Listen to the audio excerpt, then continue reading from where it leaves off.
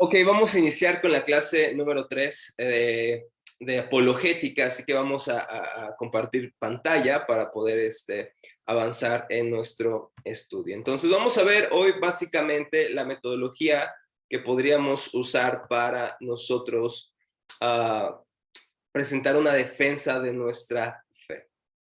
Entonces, estamos en las diapositivas de la clase número 1 y vamos a pasar a la clase también las diapositivas de la número 2. Así que vamos a pedirle al Señor que nos ayude esta mañana, ¿les parece? Señor, te damos muchísimas gracias por este tiempo que tú nos permites tener como instituto, Señor. Permítenos que seamos fieles a tu palabra, Señor. Padre, deseamos presentar una defensa de nuestra fe que sea razonable, una fe que sea, Señor, lógica, una fe que sea coherente, pero sobre todas las cosas, Señor, y todo parte de eso, una fe que sea bíblica, que esté anclada en las Escrituras, Señor, que nuestra defensa no sea para reivindicar nuestro nombre o para vernos inteligentes o cualquier otra cosa, Señor, sino que la necesidad de hacer defensa de nuestra fe sea, Señor, porque tú, Padre, has capturado nuestros pensamientos, nuestros corazones y no podemos hacer otra cosa que hablar de ti, Señor, y que la labor apologética en cada estudiante, Señor, sea más allá de un mero intercambio de palabras de mente a mente, Señor, sino que sea una entrega del corazón, que sea una entrega de nuestras vidas para dar defensa a otras personas de lo hermoso que tú eres, Señor, de lo precioso que tú eres, Señor, y que estamos totalmente agradecidos con esa salvación tan grande, que no podemos callar, Señor, no podemos callar aquello que hemos visto y hemos oído. No podemos callar, Señor, ante incluso la persecución o las burlas de las personas que no te conocen, Señor. Padre, que eso no sea suficiente para callar nuestra voz. Que eso no sea suficiente, Señor, para que permanezcamos mudos ante la indiferencia a tu palabra, Señor, sino que podamos proclamar con la valentía de la iglesia del libro de Hechos, Señor, que con denuedo y valor testificaban acerca de ti, Señor. Pon ese corazón en nosotros, Señor. Pon esa actitud en nuestros corazones que podamos, Padre, proclamar tu palabra con firmeza, con denuedo, no descansando en el poder de nuestra inteligencia o nuestra forma de hablar, sino descansando en el poder de tu Santo Espíritu, que usa tu palabra para hacer de nuevo a los corazones, para hacernos nuevos hombres. Padre, que nos uses, Padre, a pesar de nosotros, para tu gloria, y que este momento de preparación podamos, Señor, podamos abrazar, Padre, lo bueno, lo verdadero de tu palabra, Señor, y que a pesar de la incapacidad, de las limitaciones del profesor, nuestros alumnos puedan crecer en el Evangelio. En el nombre de Cristo Jesús y en nuestro Señor oramos esto. Amén. Muy bien, vamos a comenzar con la clase número 3. Vamos a ver tres aspectos, vamos a definir tres aspectos de la apologética que no hemos visto con detenimiento, pero no, número uno, esto lo he tomado del libro de Apologético, una justificación de la fe cristiana de John Frame. Es un importante apologista, les invito a aquellos, ya hay un libro me parece en español llamado El conocimiento de Dios, que es un excelente libro para conocer qué vamos a defender. No solamente cómo vamos a defenderlo, sino qué es lo que defendemos. Les recomiendo mucho este libro, El conocimiento de Dios, de John Frame. No sé si alguien tiene alguna pregunta o ahí abrió su micrófono por equivocación. Tres aspectos de la apologética. Número uno, la apologética como prueba. ¿A qué nos referimos con esto? Lo hemos mencionado ya. Presenta una base racional para la fe. Una defensa que se puede entender, que se puede clarificar. Y esto es muy importante, porque a veces pensamos que la fe cristiana es en contra de la razón. Hay otra postura, hermanos, que se usa para defender la fe o para hablar del cristianismo que se le conoce como fideísmo. Fideísmo. ¿Y qué es básicamente el fideísmo? Es creer en Dios, pero se ve la razón como contrario a la creencia de Dios. Grandes, digamos, filósofos han creído en esto. Uno de ellos es Søren Kierkegaard, que fue un filósofo que fue justamente conocido como el padre del existencialismo. Se creía que el creer en Dios era absolutamente contrario a la razón. Sin embargo, esta postura no es creíble, ni siquiera es bíblica, porque nuestra fe nuestra creencia en Dios, aunque hay cosas que no podemos explicar como quisiéramos o entender como deseáramos, por ejemplo, la Trinidad, sin embargo, nuestra fe no es irrazonable.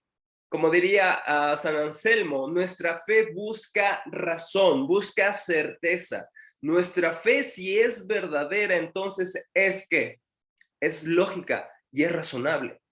Si decimos que el cristianismo es la realidad, si decimos que el cristianismo es verdadero, si decimos que el cristianismo, que Jesucristo es el único camino, la única verdad y la única vida, entonces el cristianismo no solamente es razonable, sino que es coherente con la realidad.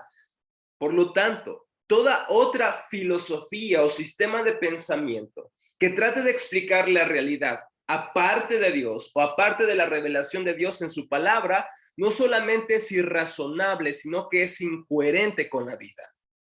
Y podemos hablar de diferentes posturas. Por ejemplo, podemos hablar acerca del relativismo, ¿no? Esta idea de que no hay una verdad absoluta, a excepción de eso que estoy diciendo, que no hay una verdad absoluta. Si aplicamos ese razonamiento del relativismo al mismo relativismo, ni el relativismo se podría sostener. Porque la idea básica del relativismo es que Félix tiene una verdad, Iván tiene una verdad, Samuel Serrano tiene otra verdad, pero entonces no hay una verdad absoluta. Y si aplicamos eso al relativismo, entonces, ¿por qué creen el relativismo si no hay una verdad absoluta? Porque el relativismo dice, no hay verdad absoluta, excepto esto que estoy diciendo. Es insostenible y se cae por sí mismo el relativismo. Y además no puedes vivir tu día a día siendo relativista. Que tú trabajes 48 horas y que tu jefe te diga, mira, aquí está tu pago y ves tu cheque de 1,000 pesos y dices, bueno, yo trabajé por 3,000. Bueno, eso es tu verdad. Para mí eso es lo que tú mereces. Bueno, eso es otra cosa. Pero no puedes ser coherente, ¿no? Con que esa es tu verdad y esa es mi verdad y poder vivir o pensar que podemos vivir felices. Porque toda filosofía, todo pensamiento, aparte del cristianismo, es falso, hermanos.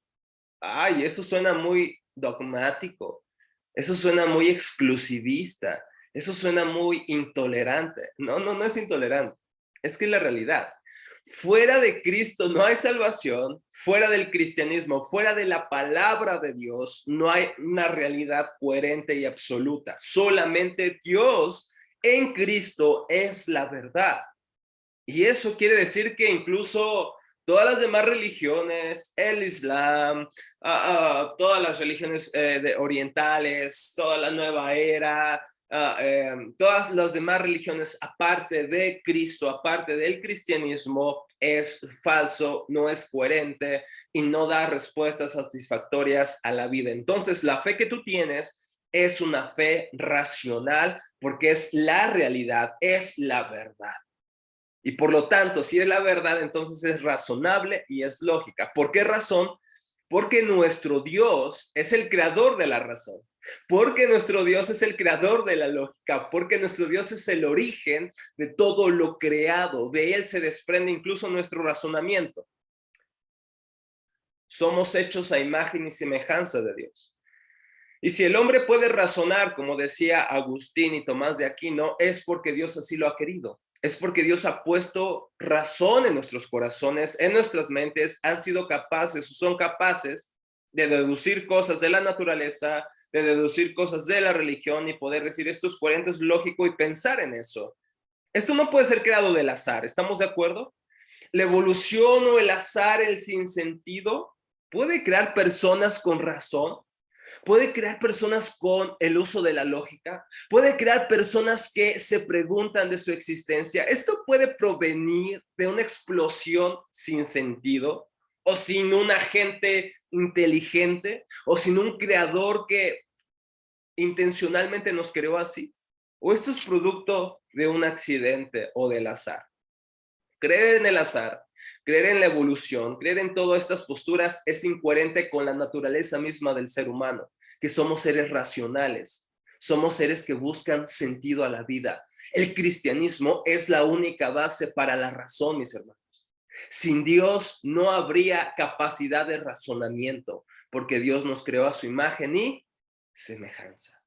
Ese es un punto muy importante. Número 2, la apologética número 1 es una prueba de una base racional de nuestra fe. Es decir, presentamos las escrituras y decimos, miren, esto es racional, esto es verdadero, porque esto está de acuerdo a la realidad, está de acuerdo a lo que vivimos, es coherente con lo que buscamos y con lo que deseamos. Decía John Frame, la apologética confronta la incredulidad tanto en el creyente como en el incrédulo. Exactamente lo que hablábamos la primera clase, perdón. Número 2, la apologética como defensa. Primero como prueba, después como defensa. Es decir, respondemos a las objeciones de la incredulidad. En el primer siglo hubo varios apologistas, uno de ellos fue Justino Mártir y otros con él buscaban defender la fe, y esto ya le expliqué en la clase, que muchos de ellos defendían de diferentes acusaciones a los cristianos, como que de orgías, como de canibalismo, como de ateísmo incluso, porque no adoraban a los dioses romanos, ¿verdad? Entonces les acusaba de ateos. Sin embargo, ¿qué hacen los cristianos? Defendían esta fe. Me gustaría que Samuel Serrano nos ayudara a leer Filipenses, capítulo 1, de los versículos 7 al 16. Filipenses, capítulo 1, de los versículos 7 al 16. Cuando lo tengas, Samuel, ¿nos puedes ayudar, por favor?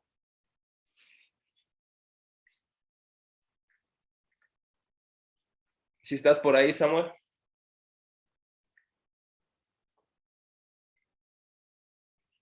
Sí, Filipenses. profesor, ¿me escucha? Sí, claro, claro, y bien, muy bien. Filipenses, por favor. Perfecto. Capítulo 1, versículos 7 al 16. Por favor. Así es, dice, como me es justo sentir esto de todos vosotros, por cuanto os tengo en el corazón y en mis prisiones y en la defensa y confirmación del Evangelio. Todos vosotros sois partícipes conmigo de la gracia, porque Dios me es testigo de cómo os amo a todos vosotros con el entrañable amor de Jesucristo. Y esto pido en oración, que vuestro amor abunde aún más y más en ciencia y en todo conocimiento, para que probéis lo mejor, a fin de que seáis sinceros e irreprensibles para el día de Cristo, llenos de frutos de justicia que son por medio de Jesucristo, para gloria y alabanza de Dios. Quiero que sepáis, hermanos, que las cosas que me han sucedido han redundado más bien para el progreso del Evangelio, de tal manera que mis prisioneros se han hecho patentes en Cristo en todo el pretorio, y a todos los demás, y la mayoría de los hermanos, cobrando ánimo en el Señor con mis prisiones, se atreve mucho más a hablar de la palabra sin temor. Algunos, a la verdad, predican a Cristo por envidia y contienda, pero otros de buena voluntad, los unos anuncian a Cristo por contención, no sinceramente, pensando añadir aflicción a mis prisiones. Está excelente. Fíjense lo que Pablo hace, dar una defensa de su ministerio. Dice, yo defiendo la fe cristiana. Algunos también lo hacen realmente para buscar su propia gloria. Y fíjense que hay un tipo de apologética que es cerrada, un tipo de defensa que es cerrada. ¿Cuál es esa defensa cerrada? Cuando deseamos presentar la fe cristiana, pero no para hablar de Cristo, no para glorificar a Cristo, sino para ¿qué? Para glorificarnos a nosotros mismos. Entonces, algo muy importante es el corazón del apologista. ¿Con qué motivaciones hacemos apologética? Y yo creo que les ha pasado, como un servidor le pasa, que a veces cuando intenta o escuchas una herejía o escuchas a alguien que está en contra de Dios, te dan ganas, como que te llenas de un celo, y a veces no es un celo santo, a veces es decir, quisiera hacerle ver a esta persona qué tan tonta es al creer eso, y piensas que tú eres suficiente para dar una defensa adecuada, que tú deberías vindicar el cristianismo, y por ejemplo, eso pasa mucho con las personas que nos rodean, ¿no? Quisiéramos que vieran lo inteligentes que somos, que el cristianismo no es tan tonto como ellos dicen, o no es tonto como ellos piensan, que tú tampoco eres tonto. Entonces, ¿qué haces? Tratas de dar una defensa y machacar los argumentos, pero no por amor a Dios, pero no por glorificar a Cristo, sino para hacerte quedar bien. Como esas personas que daban defensa y hablaban del evangelio, pero no por el evangelio, no por Cristo, sino por ellos mismos. Pero Pablo dice, yo presento defensa del evangelio.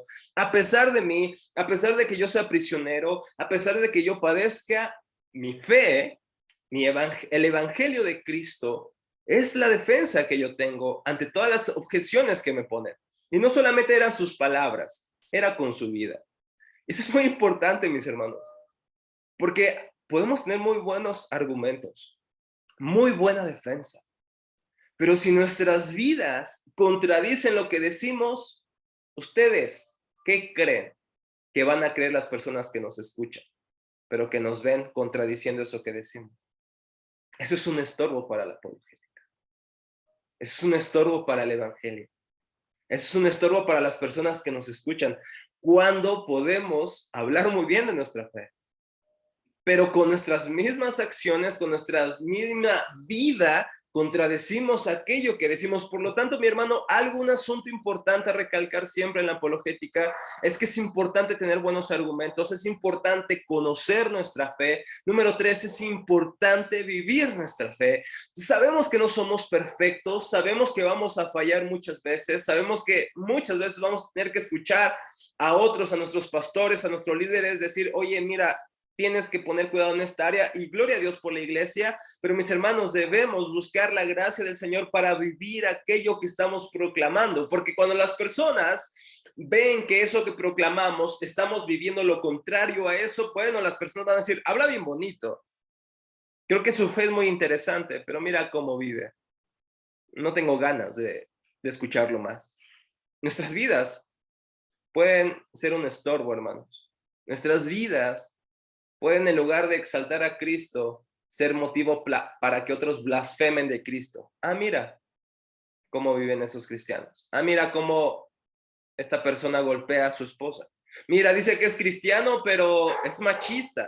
Mira, es cristiana, pero mira, es de las que van a pintar a las calles y le pegan a las otras policías, se hacen todo. Mira, es cristiano, pero está robando. Es cristiano, pero está haciendo fraudes. Es cristiano, pero no cumple su palabra. Es cristiano, pero hace otras cosas en lo oculto, que los cuales incluso entre los incrédulos no se habla. Eso, hermanos, es un estorbo terrible para nuestra proclamación del evangelio. Nuestras vidas deben sellar aquello que vivimos. Y esto no es un mensaje moralista para que digas, ahora sé mejor. No, no, busca la gracia del Señor para ayudarte a vivir en el evangelio, mis hermanos, para que Cristo nos dé integridad, para que Cristo nos dé temor, porque todos los días lo necesitamos, mis hermanos. Necesitamos renovar nuestro corazón en el evangelio. Hermanos, si tú sabes que hay un área en tu vida que no está de acuerdo al evangelio, que sabes que hay una impureza evidente en tu vida, si eres consciente de eso, hermano, ve al Señor y ve con otros hermanos. No te calles, mi hermano. Es horrible callarte por temor a la vergüenza, por temor al qué dirán de Félix, qué dirán de Iván, si somos líderes o no de la iglesia. Muchos hemos cometido ese error, hermano, y no lo recomiendo. Absolutamente no lo recomiendo. Sé honesto con el Señor. El Señor, mira, te conoce muy bien. Y aún así te ama. Pero no quiere dejarte como estás. Quiere restaurarte. Tu vida, mi hermano, debe estar de acuerdo o debe estar conforme a lo que defendemos. Pablo lo ejemplifica muy bien en este texto. Muchísimas gracias, Samuel, por esta lectura. Número 3, la apologética como ofensa. Ya nos pasamos, perdónenme. La apologética como ofensa. Cuando decimos ofensa no nos referimos a que vamos a hacerle groserías a las personas o algo así. Como ofensa más bien es como ataque, como nosotros defendiendo o presentando la fe cristiana como la respuesta otra vez. Pero no sé qué demonio de la tecnología está acá, hermanos. Pero hay un ataque. Mientras ayúdenme a leer 1 Corintios 10, por favor, si alguien me ayuda. Déjenme decir bien el texto.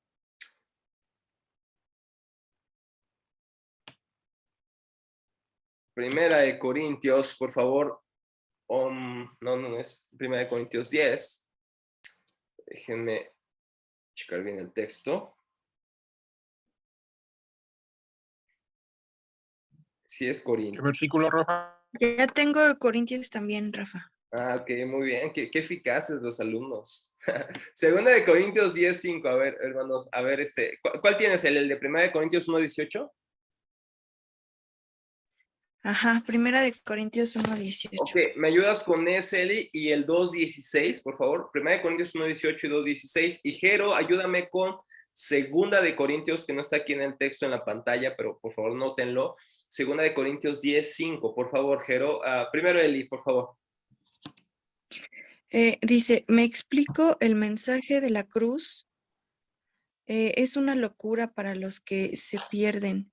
En cambio, para los que se salvan, es decir, para nosotros, este mensaje es el poder de Dios.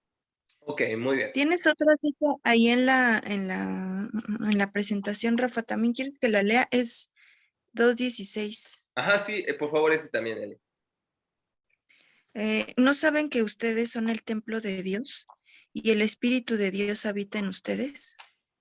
Entonces, ese no está de acuerdo a la diapositiva. El 2:16, si quieren, olvídenlo por el momento. Vale, ahora vamos a Segunda de Corintios 10:5, por favor. Yo creo que ahí me... Dice, destruyendo consejos y toda altura que se levanta contra la ciencia de Dios y cautivando todo intento a la obediencia de Cristo. Ok, esa versión es la versión Jerónimo ha hablado hoy, ¿verdad? Porque no la había escuchado. Reina Valera española. Está muy moderna.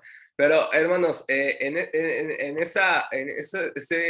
texto es muy importante. Primero, 1 Corintios 1:18, sabemos que el conocimiento de Dios es locura para aquellos que se pierden. Ahora, esto es importante, hermanos, porque la semana pasada hablábamos de la pregunta, ¿es que a través de las evidencias las personas pueden creer en Dios? ¿Y qué respondíamos? Que aunque Dios es evidente para las personas, Romanos 1:18 al 25, sin embargo, ¿qué hacemos con las evidencias como seres caídos, hermanos? ¿Qué hacemos con las evidencias? Cuando se nos presenta una evidencia, ¿qué es lo que hacemos normalmente?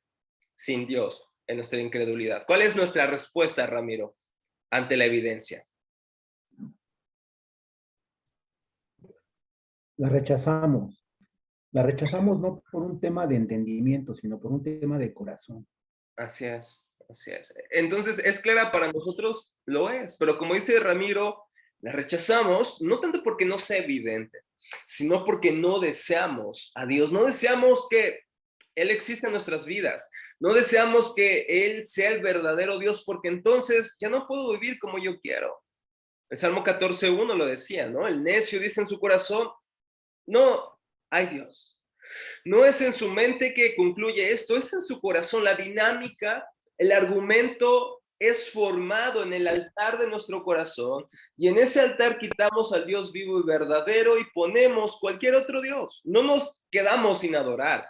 Si no adoramos a Dios, adoramos a otro Dios. Somos seres irremediablemente religiosos, como decía A.W. Tozer. Somos personas religiosas. Si no adoramos a Dios, adoraremos cualquier otra cosa. Si negamos la existencia de Dios, entonces pondremos otro Dios en nuestros corazones. Eso no quita de que Dios exista, pero deseamos vivir como si Dios no existiera.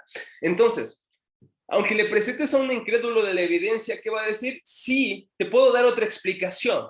Te puedo decir que esa evidencia está de acuerdo con el materialismo, te puedo decir que esa evidencia está de acuerdo con el evolucionismo darwinista, te puedo decir que esa evidencia está de acuerdo con el materialismo, te puedo decir que esa evidencia está de acuerdo con no sé, la psicología freudiana, puedo decirte diferentes posturas y remitirte a diferentes orígenes, pero aún así para negar a Dios, porque no deseamos a Dios. Entonces, ¿qué debemos de hacer?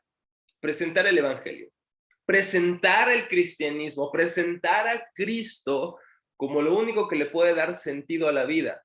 Y cualquier otra filosofía que ellos abracen, debemos mostrar cuáles son las implicaciones de que vivan coherentes a esa filosofía y en contraposición cómo el cristianismo es muchísimo mejor a cualquier filosofía y sistema de pensamiento. Para eso, hermanos, eso requiere también estudiar las otras posturas. Eso requiere estudiar el materialismo, el secularismo, la catolicidad romana, el islam y las otras posturas para conocer qué es lo que creen, porque es muy importante. uno de los aspectos íntegros de nuestra apologética es también conocer el argumento de nuestro opositor. Pero sobre todas las cosas, esto requiere un conocimiento de las Escrituras. Y esto está de acuerdo con lo que leyó Jerónimo, derribando todo argumento y toda fortaleza que se oponga al conocimiento de Dios, llevando todo pensamiento cautivo a Cristo. Quiero que vean ese texto, por favor. Vayan ahí a 2 Corintios 10:5. 2 Corintios 10:5.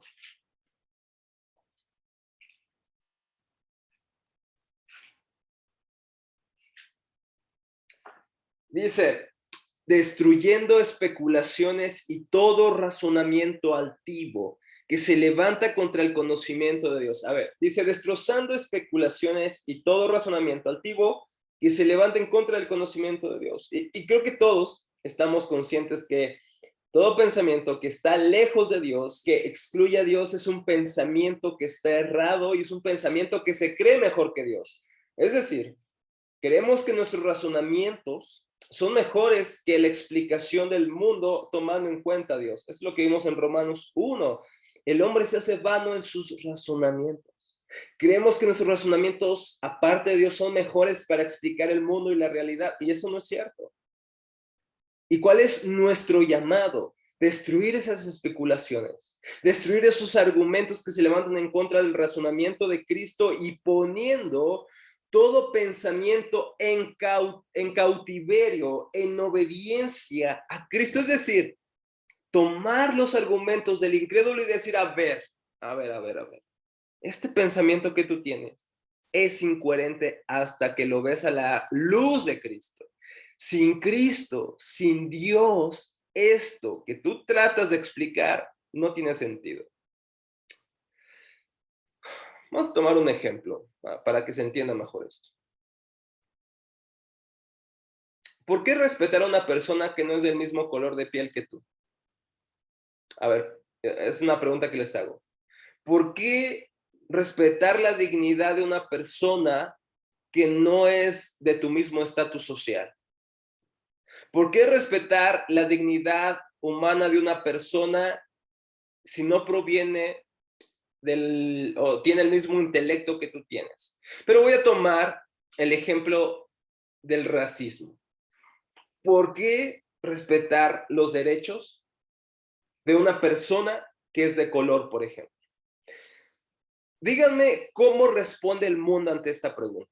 ¿Por qué respetar los derechos de alguien que es de un color diferente a mí y que pienso, o la cultura muchas veces pensó, y ha pensado y sigue pensando, que por ser de ese origen o de ese color de piel, pues es una persona que en un sentido merece menosprecio? Pero, ¿qué es lo que dice el mundo? ¿Por qué respetar a las personas y los derechos humanos? A ver, por favor, ¿qué es lo que han escuchado ustedes? Espero que hayan leído noticias o que lean otras cosas también, ¿verdad? ¿Qué es lo que nos Porque es una persona.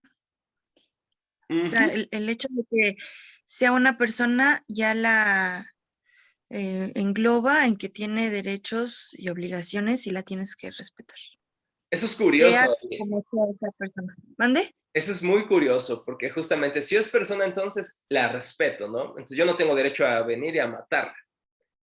Pero si definimos a una persona como un ser ya hecho, digamos, pero si pensamos que una persona no es un feto en gestación, si decimos, no, eso no es una persona, eso es un cúmulo de células vivas, pero no es una persona, entonces, ¿qué podemos hacer? Podemos matarla, si no es una persona. Por eso el aborto, hermanos. Porque se dice que no es una persona lo que está allá dentro del vientre materno, sino que es un cúmulo de células vivas. ¿Qué otra cosa se nos dice? ¿Por qué respetar a las personas? ¿Por qué respetar su dignidad o sus derechos humanos? ¿Qué han escuchado ustedes? Además de que porque meramente es una persona que, de hecho, pues no es un argumento, básicamente, nada más una declaración, pero no es un argumento. Ahora, ¿qué más han escuchado? ¿Por qué respetar a una persona de otro color de piel o de otro estatus social?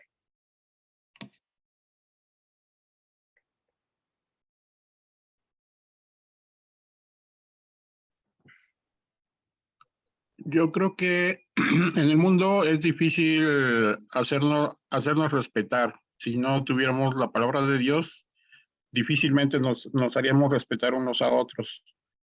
Lo vemos en la historia. Los africanos han sufrido esclavitud y muchos pueblos por el simple hecho de no estar a la par de pueblos en donde se enseña el racismo va implícito en la enseñanza diaria de la comunidad de esos pueblos que han tenido esclavos, que se creen superiores a otros.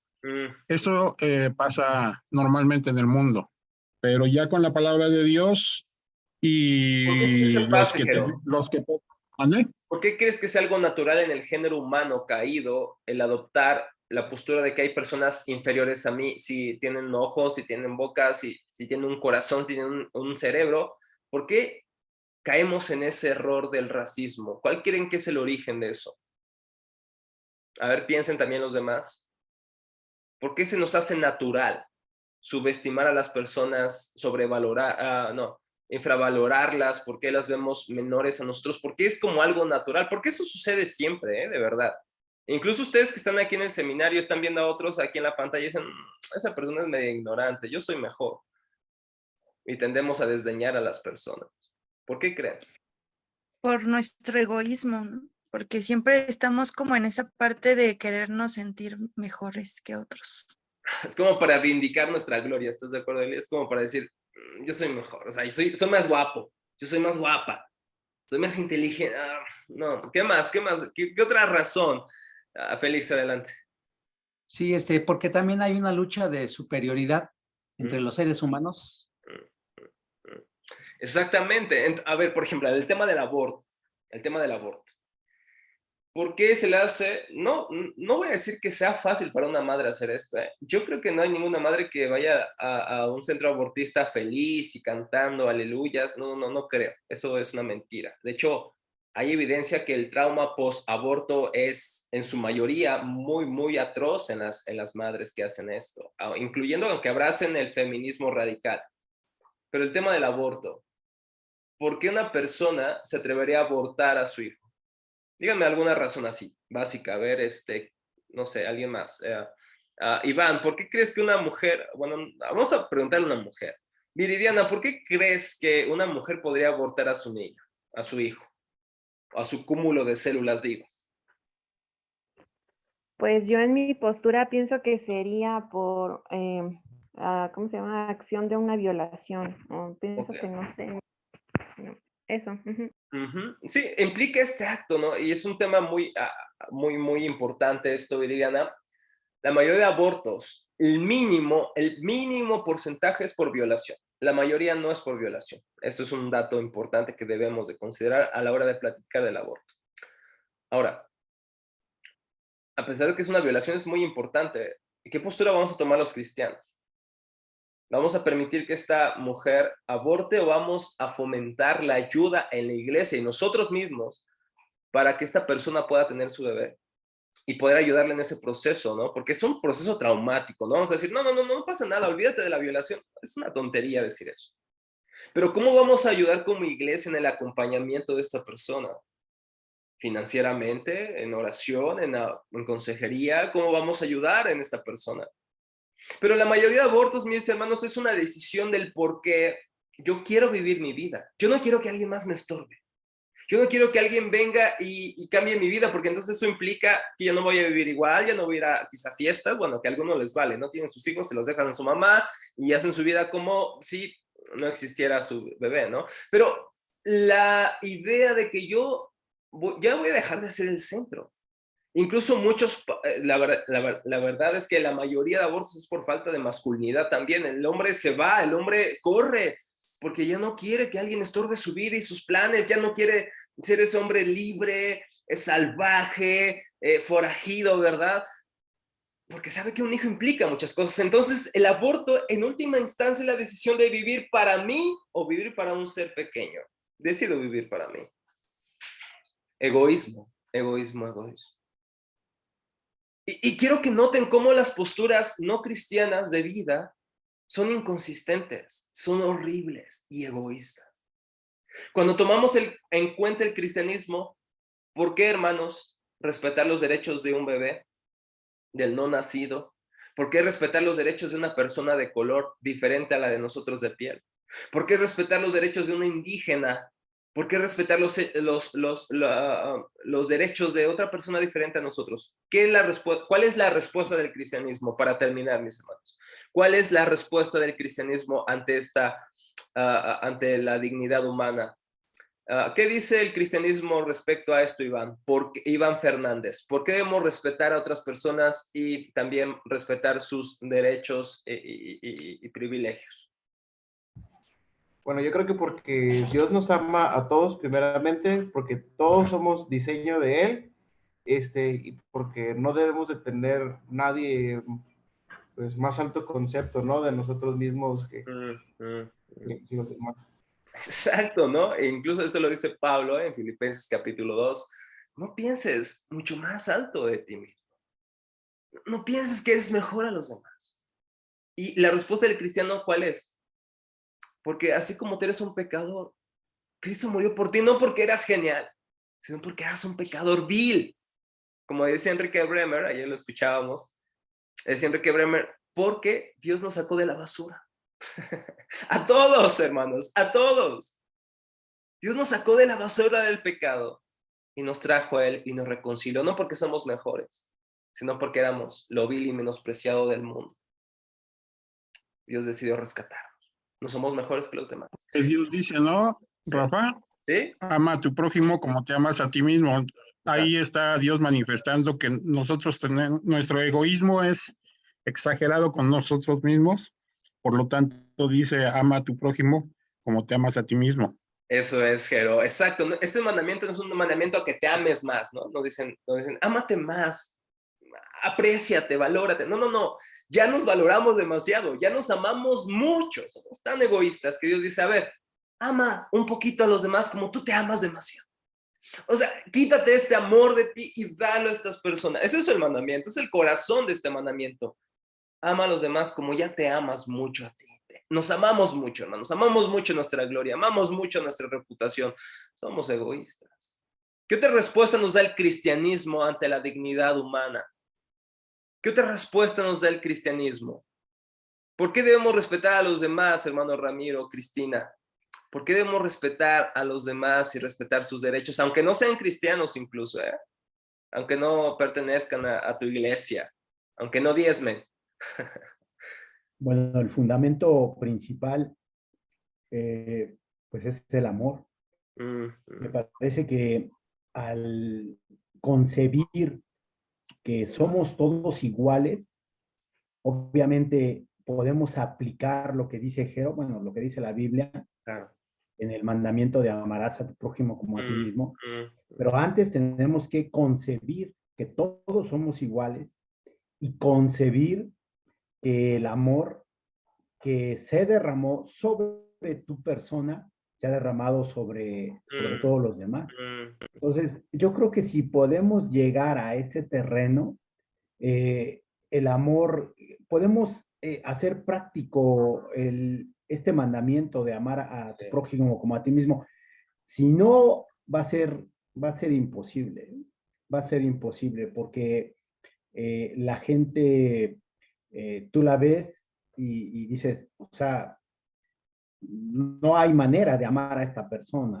Bueno, de la misma manera, si nos vemos en un espejo, creo que no debería haber manera de que Dios nos pudiera amar. No hay nada en nosotros que pudiera parecerle atractivo a Dios para amarlo. Y a veces nos ponemos en ese terreno, ¿no? Que no vemos nada atractivo en las personas para poderlas amar.